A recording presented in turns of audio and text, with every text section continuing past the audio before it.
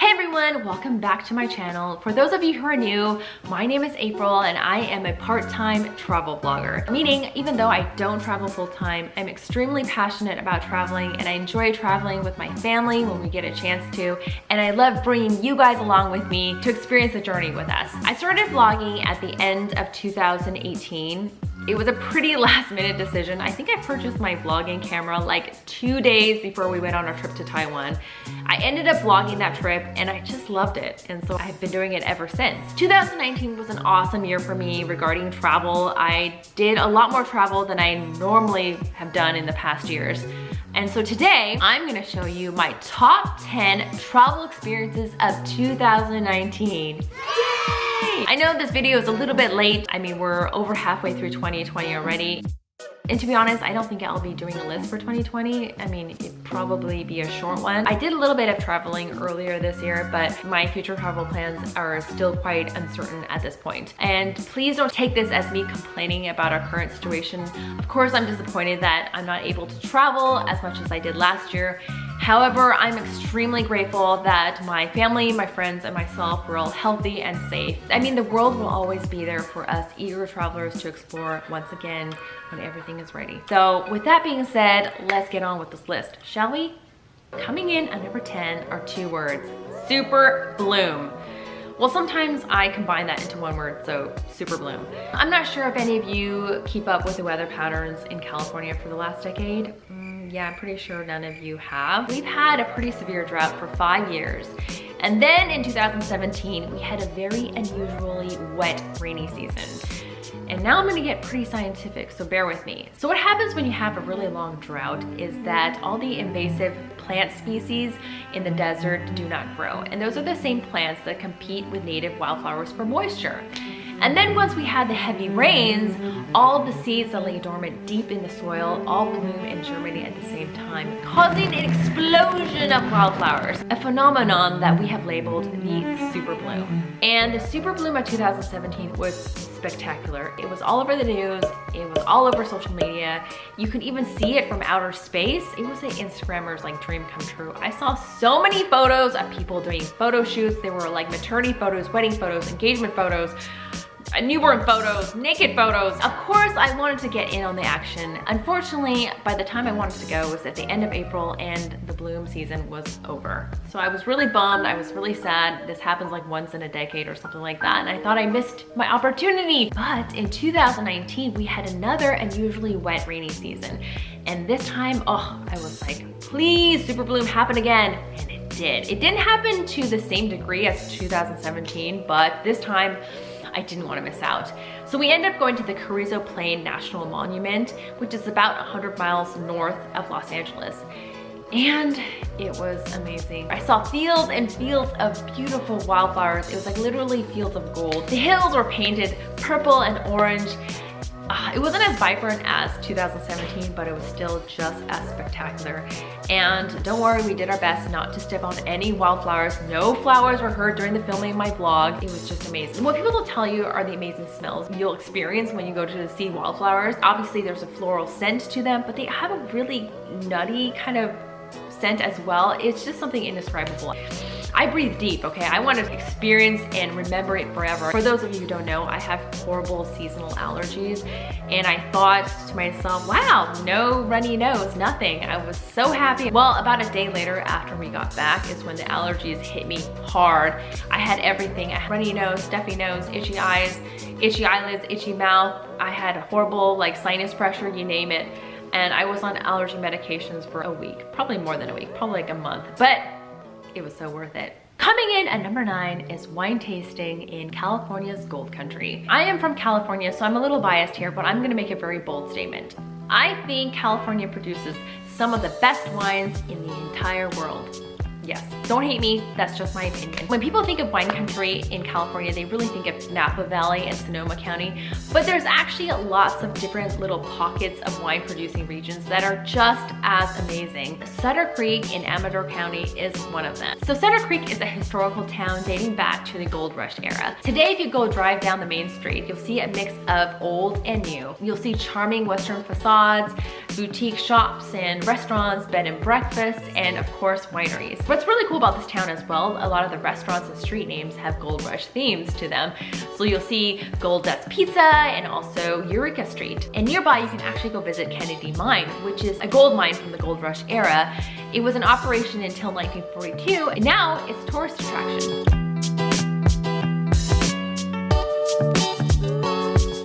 Wine production in Amador County dates back 150 years, when the first pioneers settled there for the gold rush, but then discovered that the region has perfect climate for growing grapes. And now Amador County is famous for their Zinfandels, which is absolutely delicious. And all in all, this quaint little town was one of my most interesting finds of 2019. Coming in at number 8 is Jiaoxi Hot Springs in Taiwan. So Taiwan has over 100 different types of geothermal hot springs. And the hot springs has such a cultural significance throughout Taiwan's history. Right now, it's a very popular tourist attraction for locals and international travelers because the hot springs claim to have many health benefits.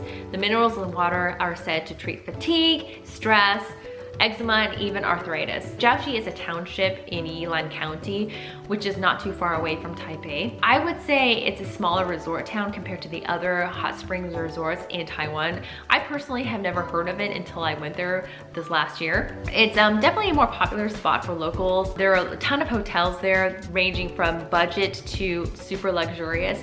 And there's even a few public hot pools where you can go and soak your feet. We ended up staying at the Wellspring by Silks Hotel, which is not too far away from the train station. The hotel accommodations were amazing. They had 2 rooftop pools that were filled with hot and cold spring water, and the view from the rooftop is incredible. You can see the whole city. And each of the rooms had its own private hot tub on the outside where you can fill with hot spring water, which is the perfect way to unwind and relax after a long day of travel and walking around downtown Jiaoxi. Coming in at number 7 is the Dingle Peninsula in Ireland. The National Geographic coined it the most beautiful place on earth. And if it's good enough for the National Geographic, it is definitely good enough for me, and I can't agree with them more. We actually drove the Wild Atlantic Way on the sunniest day of our trip to Ireland, and we really lucked out because a week before we arrived, and if you know anything about Irish weather, it's usually pretty rainy. It was rainy and foggy, and people who went to go to see the Dingle Peninsula, they couldn't see like 5 feet in front of their face. So we really lucked out. We saw every shade of blue and green. It was so beautiful.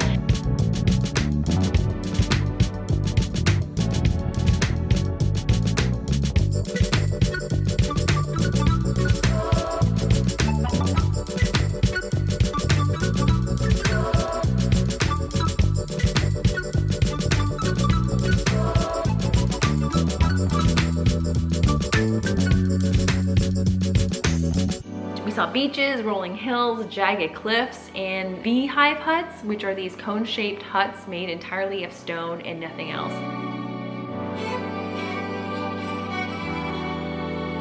All in all, it was nothing short of magical. Coming in at number 6 is the Skogafoss waterfall in Iceland. So Iceland is said to have 10,000 waterfalls. While we did see a lot of waterfalls on our trip, we definitely didn't come close to seeing 10,000.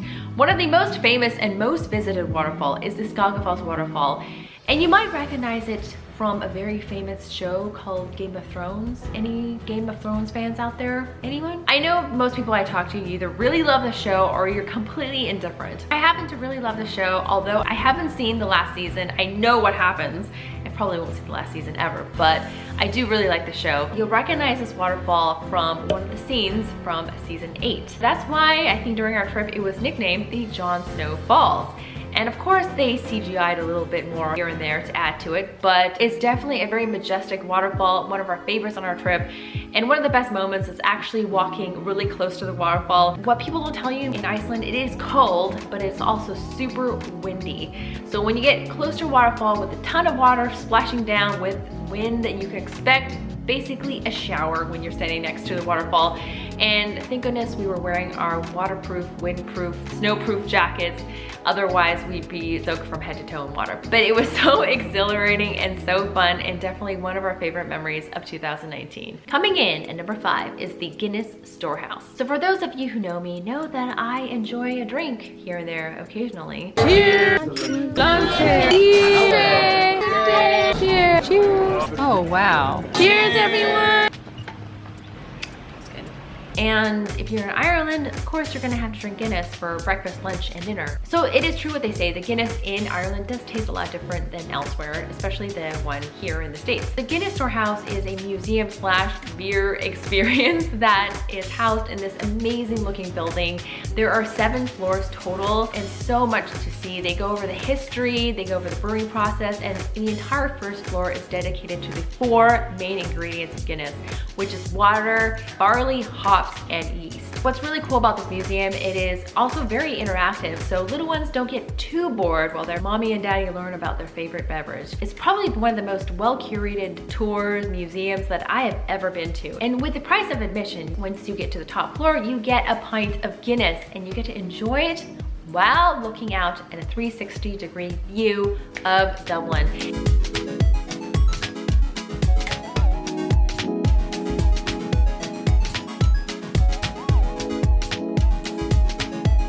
It is spectacular. We did it the first morning that we were in Dublin, and it was a very memorable and fun experience. Coming in at number 4 is staying at the View Cabins in Monument Valley. I've actually been to Monument Valley a few times before, but I've never actually experienced it the way that we did last year. Monument Valley never ceases to amaze me. It is just so majestic, so beautiful. It's a backdrop for a lot of Western movies and even some contemporary ones for obvious reasons. It's also featured in screensavers all the time. I mean, you really can't take a bad photo of Monument Valley. Monument Valley is known for their majestic sandstone rock formations.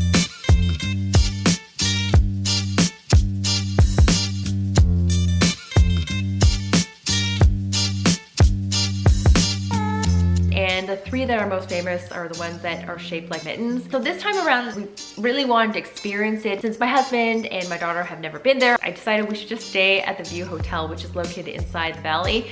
And they offer not only hotel rooms, but they also have premium cabins with unobstructed views of the valley, which is so awesome because basically you get to fall asleep to the valley, you wake up to the valley, you get to see the sunrise, the sunset, and you get to experience the stillness at nighttime, which is just incredible. There's absolutely no noise pollution, no light pollution. It's incredible. You can see the Milky Way. We had such an amazing time there. And the cabins themselves are very luxurious for cabins. It was definitely an amazing time that we had there. Very different experience this time around in Monument Valley. Coming in at number 3, seeing the Northern Lights in Iceland.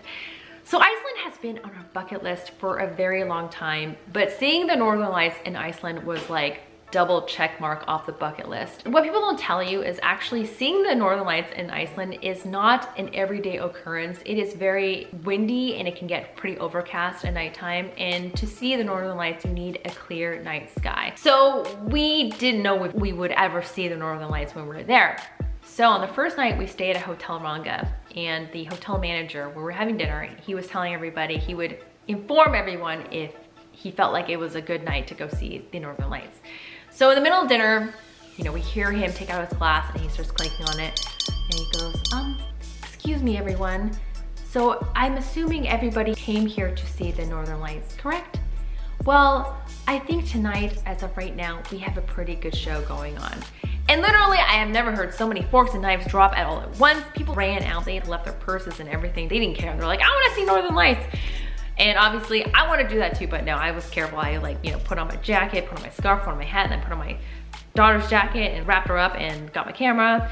And when we got out, it was so amazing. I mean, we saw every color we could imagine. There was like purple, green, yellow, and all the colors danced around. And we were out there for quite some time. And the later it got, the better the show got. It was so bright in the sky.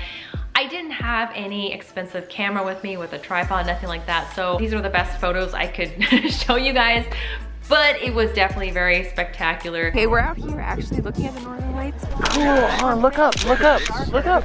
Look at the bright, look at the bright. And when we got back to dinner, we couldn't even stop talking about it. We were so excited. And we were thinking, this is the first night in Iceland and we already saw the Northern Lights. I mean, how can we top this? Can it get better?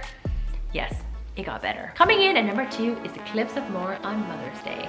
So in 2019, I got to cross off a lot of things on my bucket list, and the Cliffs of Moher was definitely one of them. It was more spectacular, beautiful, magnificent, whatever you want to call it, incredible than I could ever imagine. I'm sorry if I sound like a broken record, but it really is. And the best part is, again, we went on a very sunny day. People joke that we actually brought the good California weather with us because the week before we were in Ireland, it was super cold and rainy, and then when we left, it rained again. So we were definitely really lucky with our little sunny window of opportunity. But I do have to tell you, the Cliffs of Moher, like a lot of popular tourist attractions, are really, really crowded.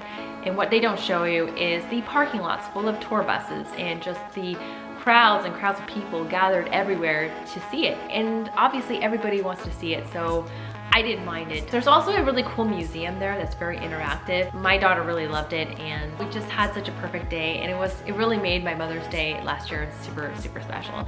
But every Mother's Day is special, to be honest, but that one was extra special. I got to spend it in Ireland. Now we're down to number one. What is my number one top travel experience of 2019? Drum roll, please. Number one is staying at the Retreat Hotel at the Blue Lagoon in Iceland. Thinking about the Retreat Hotel still just makes me smile. I loved every moment of it. I was worried about booking it because I'll tell you one thing, it is not a budget-friendly hotel. In fact, if you Googled Retreat Hotel, it's probably categorized as $4 signs, but actually it should be like $6 signs. So I wasn't sure if the experience would be worth it. We ended up booking it and going anyways, and it was one of the highlights of our trip to Iceland. The hotel is one of the sexiest, chicest,